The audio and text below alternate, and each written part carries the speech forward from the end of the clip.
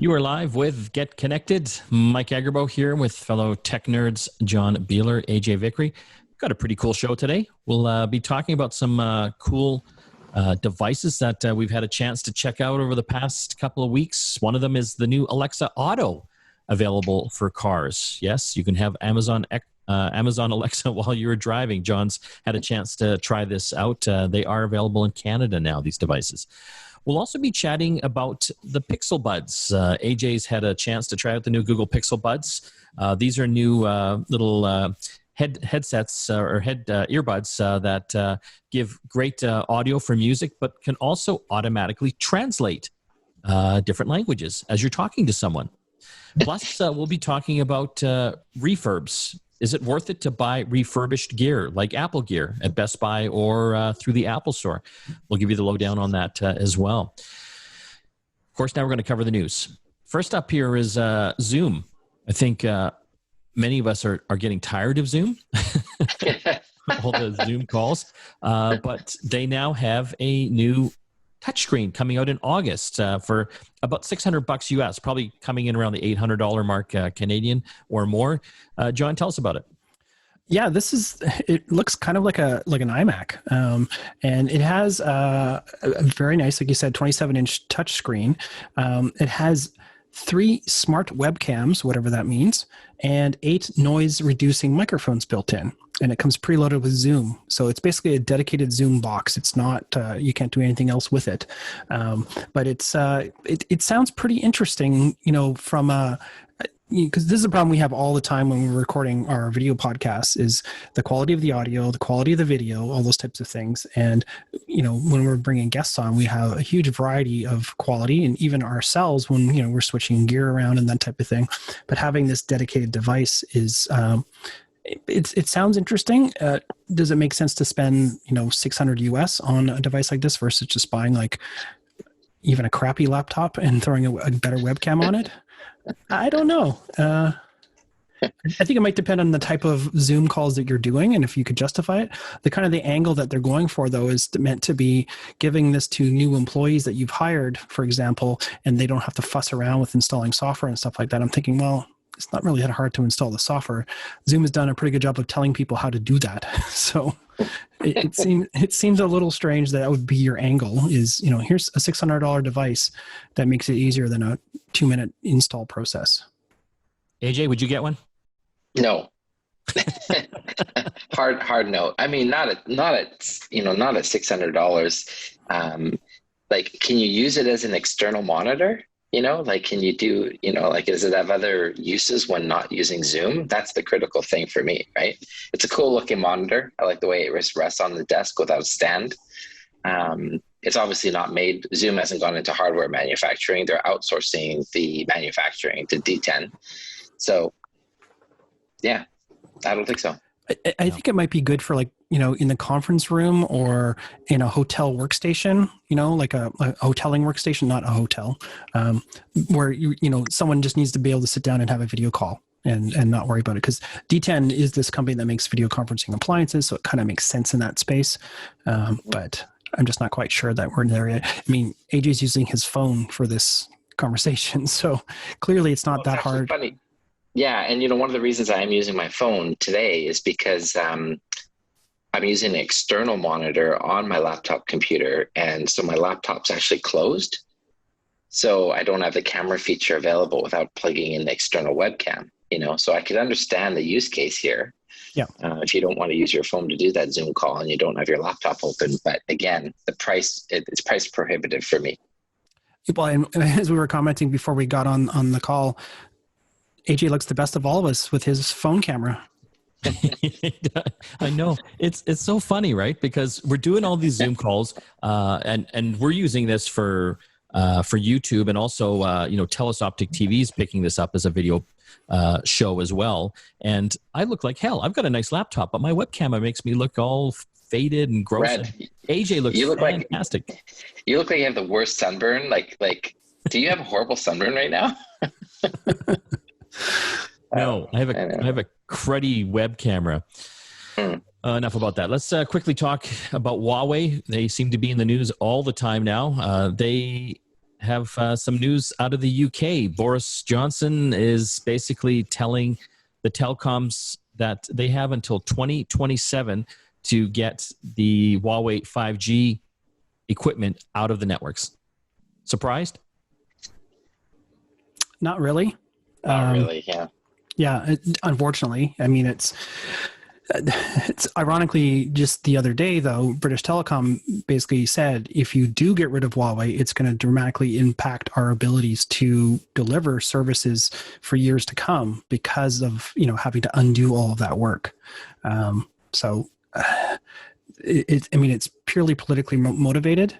Whatever your thoughts are on that stuff. I mean, when it comes down to hardware, though, it is a pretty big hit, I think. And also, it's not just Huawei; it's also ZTE and some other Chinese-based companies as well. But I wonder, did they really have a choice with everything going on in Hong Kong right now? Like, they have to send China a message, right? Yeah, but they're hurting a company that has claimed that they're not beholden to the Chinese government. So, I don't know. Yeah, the debate will rage on with that. It'll be interesting to see what Canada finally, when Canada finally makes a decision on that. I guess Trudeau's got his hands full with some other things right now, so I don't expect to hear anything anytime soon on that. But yeah, it's an interesting move. I mean, the Huawei gear, from my understanding, is the most competitive out there. It's in many cases more advanced than a lot of the competition as well. So I kind of wonder what that does to competition in general when you kind of lock out one of the big players. So, but I also wonder if is that going to ultimately mean in some loss of service or options or something like that. If their gear is the more advanced, is it going to have some effect on performance or something like that? Not to mention, if they're removing the cheapest player from the option, what's that going to do to costs for the consumer? Mm-hmm. I'll tell you what, it'll go up. They always pass it down. Quick other news story here. Apple is telling MacBook users, if you've got a cover over your camera, and lots of people are getting these little covers that they put over their web cameras for privacy, don't close your MacBook with that cover on, because it can crack your screen. Well, and a lot of these, at least before, they seem to be kind of like handing them out at conferences and events and things like that. They would be branded by the company that's hosting the event, type of thing. It's like, here's something secure for your camera privacy. Stick it on your laptop. And a lot of the PC-based Mac or laptops, they have a bit of a gap and some kind of a little bumper. But the Apple MacBooks, basically, the tolerances are so slim.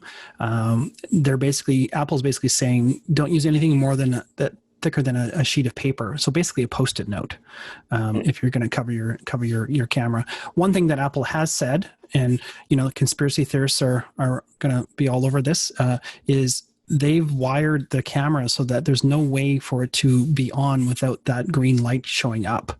So people can't secretly turn on your camera, at least on a MacBook, because of the way it's been wired, unless a hacker comes in and reroutes that LED light that's inside that camera hardware piece. That's what they're saying. And again, the conspiracy theorists will think, well, there's got to be a way, and like. From a hardware perspective, I don't think there is. Maybe other cameras that don't have a little green LED in different laptops, that might be the case. But I think I'm going to go with Apple on this one. AJ, you had someone hack your camera one time. Yeah. Well, I was just going to say that it was super freaky because one afternoon, and it was not an Apple computer at the time. It was a PC-based computer. That all of a sudden there was my camera was on, and my computer was being taken over. I could see basically I got hacked, and it was like I was doing everything I could to shut the thing down. Like, obviously I closed the lid, pulled out the power, pulled out the battery. Like, it is a scary thing when that happens, because your privacy has been, intruded upon. But however, how many stories do you hear about these of recent? Like, I don't hear that many. And this was quite some time ago. I think I don't think the security was as good back in the day. No. I mean, that was a long time ago from what I remember. I think security in a lot of these new devices and just the firewalls we have in with our routers and security software we have loaded kind of prevents a lot of that. I would like to think anyway. Yeah. That's the dream. Okay. I want to talk about our contest. We're giving away that Alcatel phone. It's a flip phone. I know. Who has a flip phone anymore? Well, you might want this, especially for someone that doesn't want a complicated smartphone. It sends and receives calls, just like a flip phone should, but it also's got some basic apps installed to it as well, and Google Assistant. You can actually use your voice to get it to play songs or give you directions or send WhatsApp messages, which I think is a pretty cool thing. If you want a chance to win this, you just got to go to our website, getconnectedmedia.com, and go to the newsletter tab. If you subscribe to our newsletter, you're entered to win this device. And, we're giving away thousands of dollars in prizes this year. So once you enter in once, you are entered into all of the contests. When we come back, we've got a really cool program for you today. We'll be talking about buying refurbished tech gear. Is it worth it? We'll also be looking at Amazon Alexa Auto, which is now available in Canada. And AJ is going to give us his review of the new Pixel Buds that can actually translate conversations in real time. You're listening to Get Connected here on the Chorus Radio Network. Back after this. You are back with Get Connected. Mike, John, and AJ here today. Let's talk Amazon. They have a new device available for your car. Who wouldn't want Alexa in their car? Well, John, our resident tech expert, he's had a chance to actually play around with this for some time now. It's just rolling out in Canada, but it's been available in the U.S. For a while. John, when did you first get your device? Basically, Amazon had this last summer. I think they had an invitation only, and they finally started shipping it around, I want to say like November, October, somewhere in late fall. And I was able to get mine early, and it was a little tricky to install with a Canadian Amazon account. I actually have an American Amazon account as well, but now it's a moot point because it's now available in Canada. It's funny because we talked about when I got it last year, and my impression on it and after having it for a little while now has actually changed or improved. So. I mean, you didn't think it was great to begin with. Well, the best thing it had going for it was the fact that it's a fairly inexpensive Bluetooth interface for, say, if an older car. If you just have an auxiliary input and you don't have Bluetooth in your car, it's a really inexpensive, at least at the Amazon.com pricing, it was a really inexpensive way of adding Bluetooth to your car, but then also getting all the benefits of adding a smart assistant as well. But it's a $70 device in Canada. It was $25 US when I got it in the US. So a little bit different. I think the big thing though is it's an Amazon Echo device. It will go on sale, guaranteed, right? But I mean, it's a small little rectangular box that comes with a mount. For a while, I actually had an Echo Dot in my car just so I could sort of get that experience in the car, because the Dot is small enough you can kind of put it sort of in your center console or something like that, but it doesn't pick up well. The nice thing about the Echo Auto is that it has all the microphones on top, has a little LED light on the front, and has the mute button and the action button, activity button, whatever you want to call it, right on the top, and you can just sort of mount it anywhere you want. I've actually started using it a lot more lately, even though I have CarPlay in my car, and it works seamlessly with that. Actually works better because right now I'm running the betas of iOS 14, and Amazon Music's app doesn't actually work under the beta on CarPlay. So I can just ask Alexa to play it, and it works seamlessly fine that way. But you can also do a lot of other things like, all your smart assistant commands. Say you leave the house in the morning to go to the office and you forgot to turn off your living room or your kitchen or whatever lights. As long as they're smart home enabled, you can just ask her to do that while you're driving. Or you want to turn on the garage light as you're coming into the driveway at night. You can do that as you're pulling around the corner. So those kinds of things are neat, but they've also have a lot more things you can do while you're commuting. For example, you want to do any of those skills that are like the trivia games, that kind of stuff. You can do that all in your car now, really seamlessly. The one thing that hook into the car, it has a micro USB connection, and then you Bluetooth it to your phone. So you can use its own little speaker, or you can go through your stereo, which is the preferred method. And it has an auxiliary out that you can plug into your car, and it comes with the cabling for that. The one thing that is kind of weak is the navigation, and that hasn't really changed. You can ask her to give you directions, and she'll tell you and give you a pop-up on your phone saying, click here to launch Google Maps, and then she'll read the directions, but it's not like real-time navigation like you would think. So it's a little weak, but if you don't have a screen-enabled device, it might be better or easier to do that, but you're going to want to do that before you leave, because unless your passenger is doing it, you're going to be asked to press OK or activate a notification link on your device, which obviously you shouldn't be doing when you're driving. So, but the bottom line is, this is Alexa for your car. It has to be paired with your smartphone because it needs internet connectivity, essentially. But who would you say this would be aimed at? People with older cars?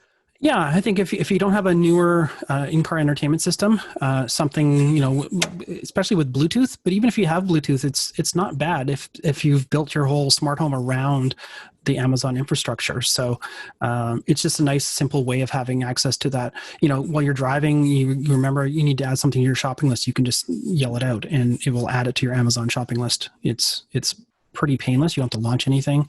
I find that it actually works better than Siri does in my car, because it's got more microphones, and it's actually doing a better job of isolating the road noise and the car noise and all that type of stuff. So I can even mumble stuff, and she tends to pick it up much better than my phone does, even with my phone connected into the car internal microphone as well. Cool. Okay, we're going to have to take a break. When we come back, we still have a couple more stories we're following. AJ is going to talk about his Google Pixel Bud review, or Pixel Buds review. These are little earbuds that not only play music, but can translate languages for you. And coming up next, we'll be talking about buying refurbished tech products. Yes, they're a good deal, but are they worth it? Back after this. You are back with Get Connected. Mike Agerbo here with AJ and John.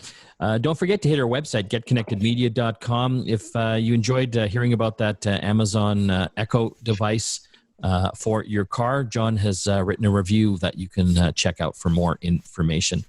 Let's talk refurbished. I think all of us have seen, out there, whether it's on a website or even in store, refurbished or open box tech products at a good deal. Is it worth it? Are these things in good condition? Will you get the life out of it? What are the warranties like?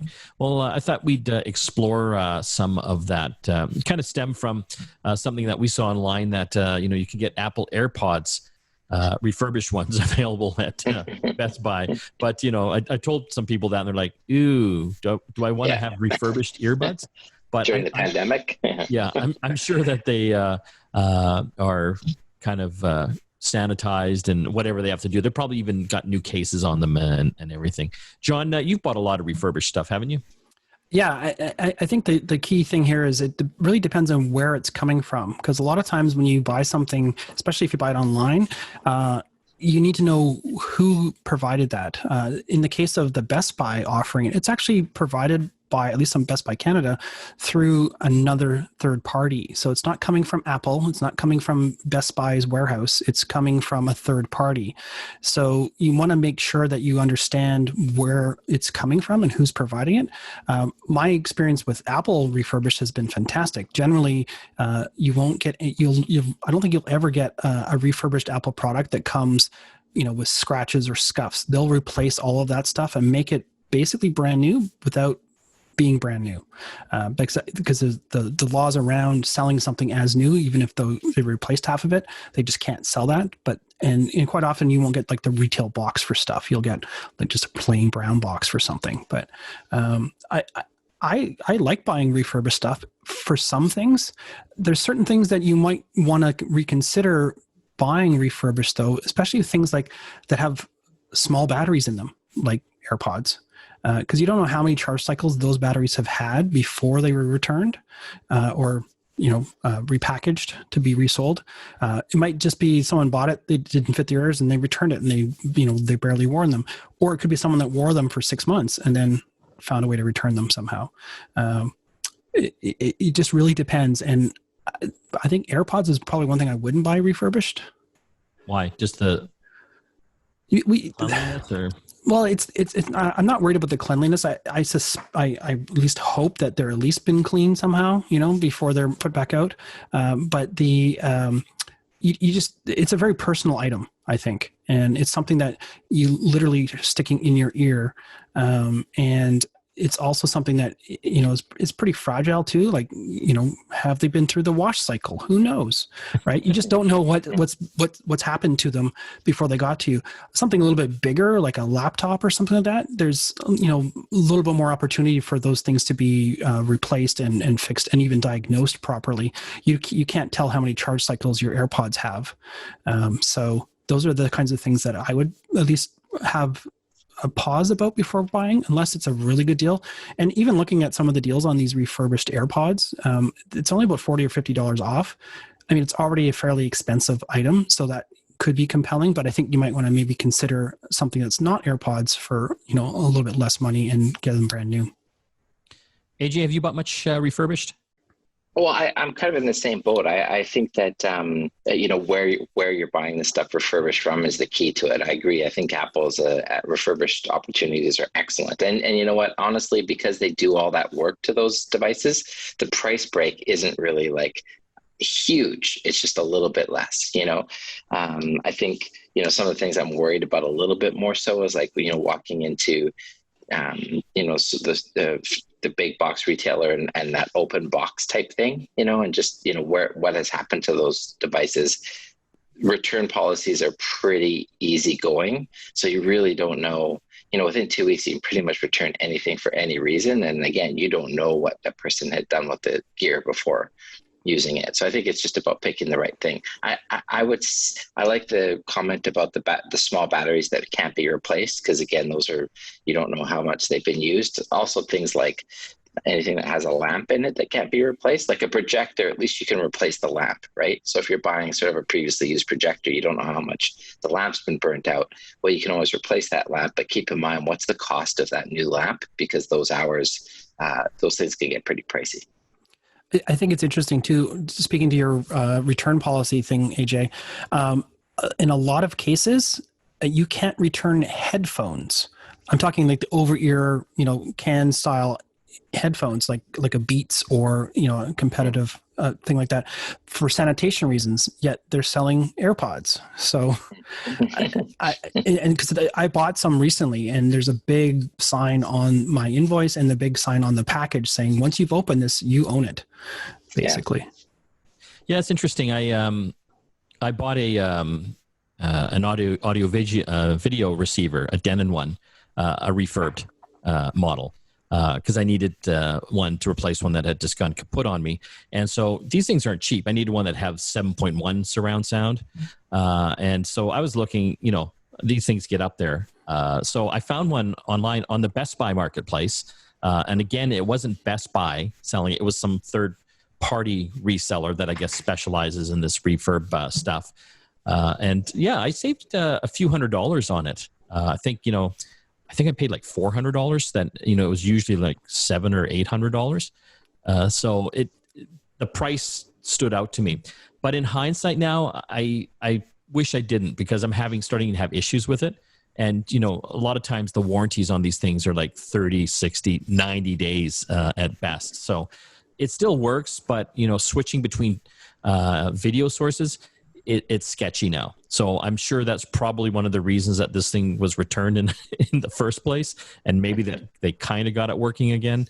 Well, that's the thing though, is like, you don't know why it was returned in the first place, right? And them troubleshooting it and not actually testing the feature that is actually broken, that could have been the gap. They didn't try multiple video sources before they put it back on the shelf. They just put it back in the box and put a markdown sticker on it. I was actually surprised because I thought of all the things we could talk about refurbished, I thought your receiver would be a good safe bet, because it's not like they're taking in their backpack somewhere and going to be dropped, right? It's going to be on a shelf and pretty much left alone. I was a little bit worried when I was purchasing it because, there's a lot of electronics in those things. You know what I mean? So if there's some issue that they haven't properly diagnosed, it might not have been fixed. There might have been a few different things wrong with this, and maybe they fixed the main one. Maybe it wasn't turning on properly. So they got that going, but they didn't check out anything else. But speaking to your question about the warranty, though, especially on these limited open box type refurbished items, I wonder too if your credit card would extend that warranty somehow. If you do have problems a little further down the road, a lot of credit cards now do offer some kind of extended warranty option, but I don't know if refurbished devices would apply. I'm going to check that out. And I was actually in the market for a new TV for my bedroom. And I saw there was like a TCL model that I wanted. And then I saw a refurbished one for $50 cheaper. And I thought, is that worth $50? Yeah. You know what I mean? Like at a certain point, I'm like, no.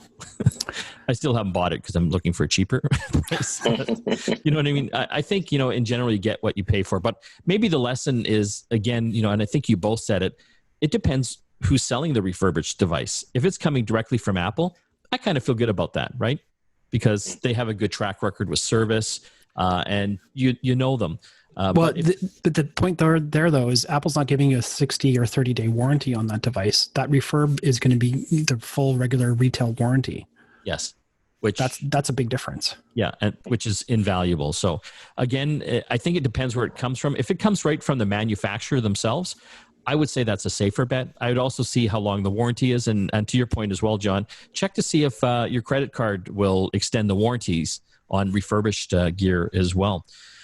We are going to have to take a break now. When we come back, can AJ talk to foreigners now? Spanish folks and French folks?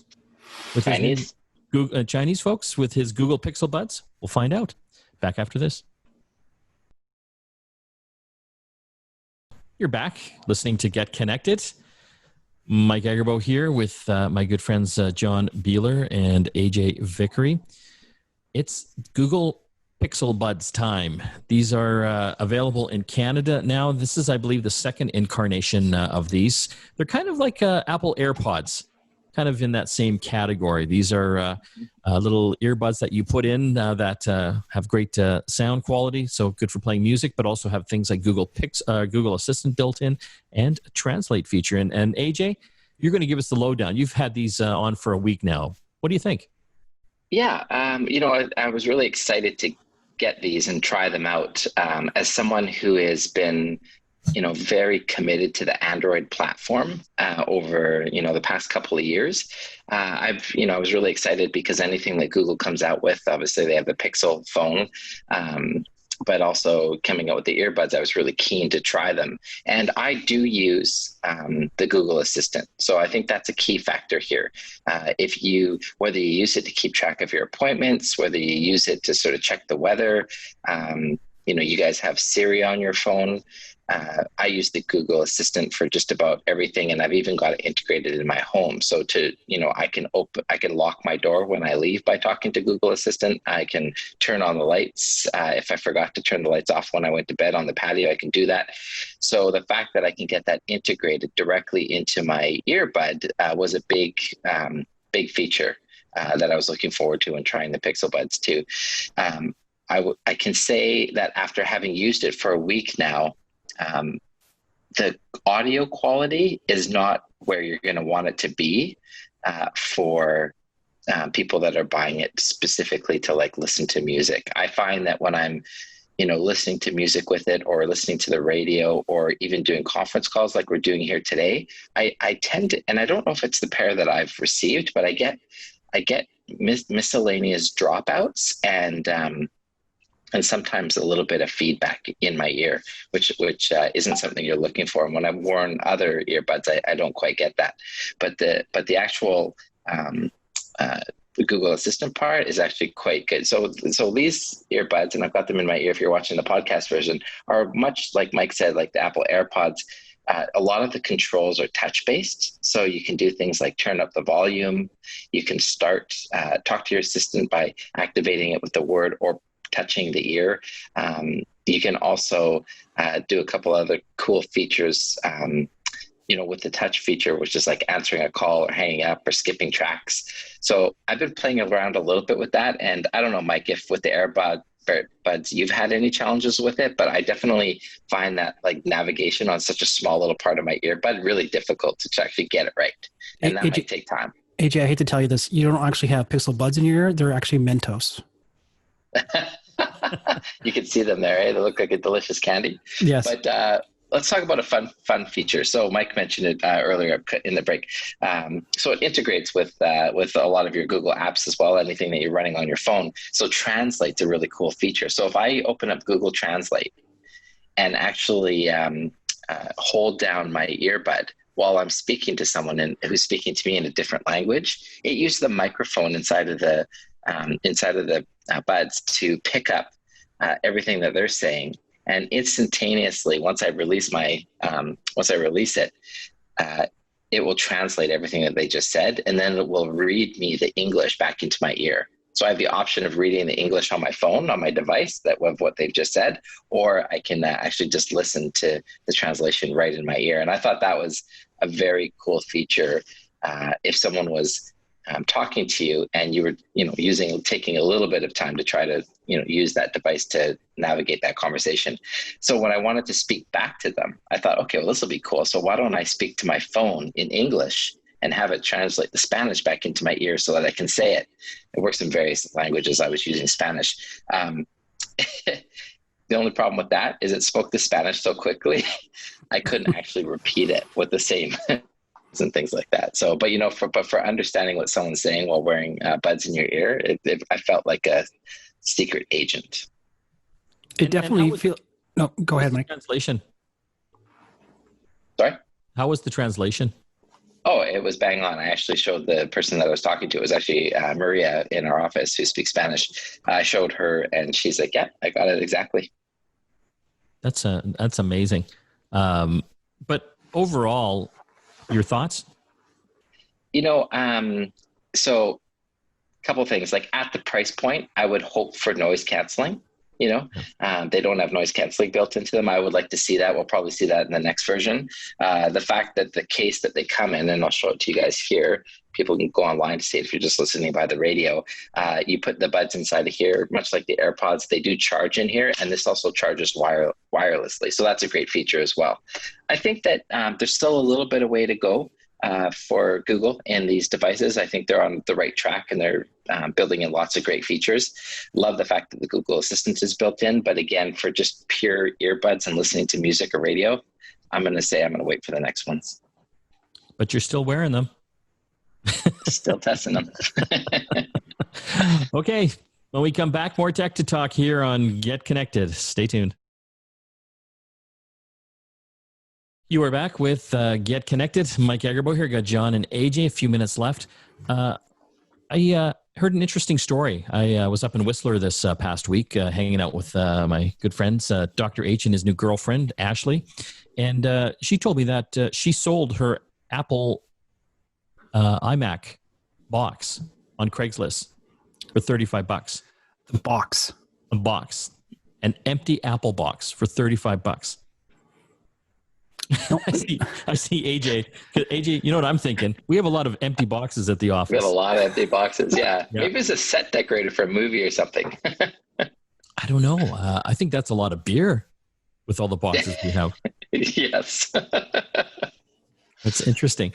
But I think for the big iMacs, I think people like using them just as like for moving and carrying them, right? Because they're well made. Yeah.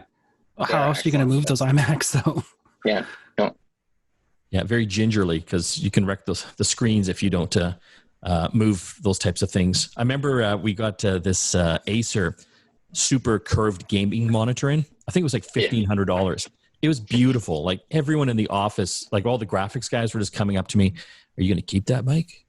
And I'm like, yeah. But then I had to bring it on global, to show as a feature one day. And between me taking it there and taking it back, completely messed it up, destroyed it because I didn't pack it in properly. I just kind of put it in the back of my SUV. It never worked again. This is why you never lend anything to Mike. Yeah. Yeah, that's a good point. Don't forget to hit our contest, getconnectedmedia.com, and subscribe to our newsletter. You could win an Alcatel flip phone, a smart flip phone. And we've all got our video podcasts, our radio shows, and lots of great blogs and how-to videos. GetConnectedMedia.com. I want to thank everyone that helps put the show together. Of course, John and AJ. We'll see you again next time. Don't forget to like and subscribe to our YouTube page. And you know that little bell icon? Hit that and you'll be notified every time we post a new video. And comment. The more comments and the more likes and subscriptions we get, the more videos we can make.